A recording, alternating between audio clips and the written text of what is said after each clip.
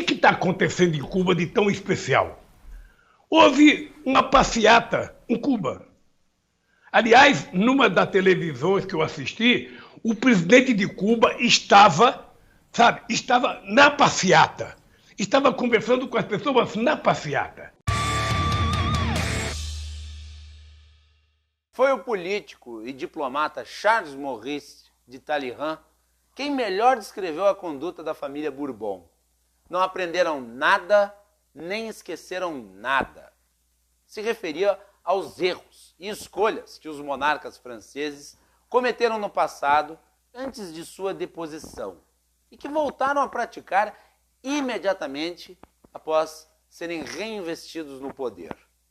Amplamente utilizado ao longo da história para outros personagens e ocasiões, serve como uma luva também para Lula e o PT.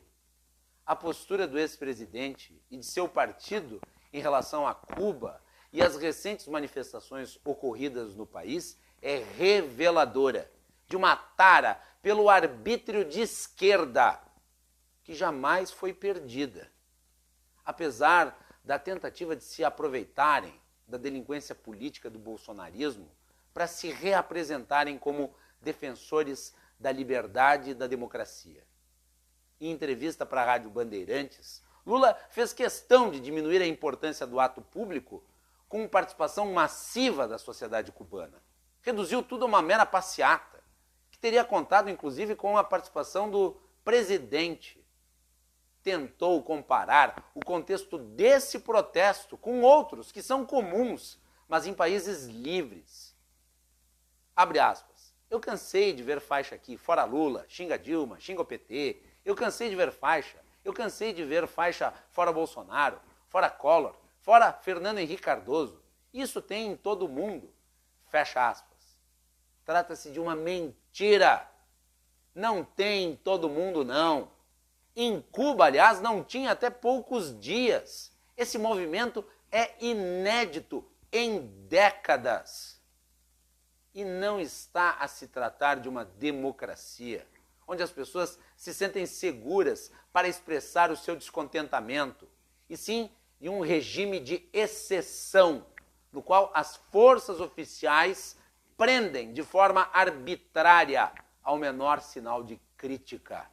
Lula chegou ao ponto de tentar relativizar a violência da ditadura cubana. Abre aspas.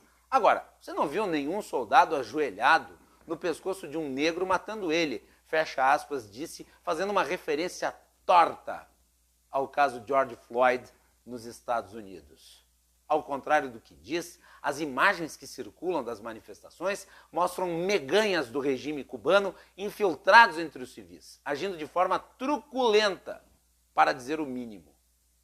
Com seus erros e acertos, a democracia e o sistema jurídico americano e de outros países que Lula mencionou atuam para mitigar idiosincrasias, injustiças e os crimes, inclusive aqueles perpetrados por agentes de Estado.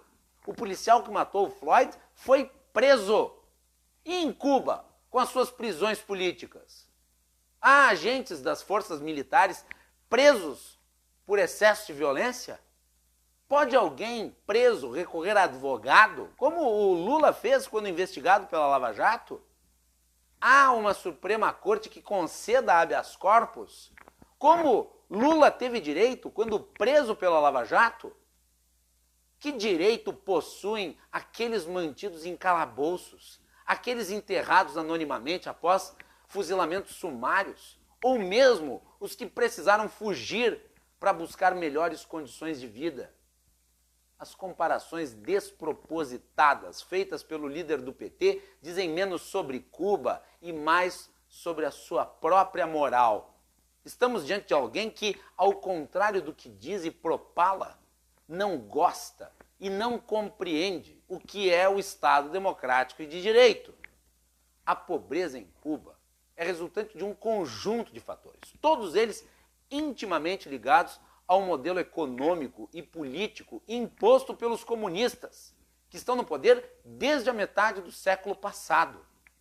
Por certo, o embargo americano, que é mais uma sinalização do que qualquer outra coisa, é anacrônico e contraproducente. Dá, inclusive, argumentos de verossimilhança para que o regime se vitimize ante a comunidade global. Mas atribuir a ele a razão da decadência social do país é má-fé pautada pela propaganda do governo de Havana. Tentando contornar a crise interna, o ditador Miguel Díaz-Canel, que vem sendo tratado de forma errônea e irresponsável por parte da imprensa como presidente, deu a letra. Os atos seriam contra o bloqueio americano, não contra o comunismo. Lula, o PT e outros grupos e líderes de extrema esquerda trataram de dar curso a essa narrativa, reforçando o coro anti-americano. Nenhuma palavra de censura à natureza do governo, nenhuma palavra de apoio aos manifestantes, nenhuma palavra sobre as violações aos direitos humanos.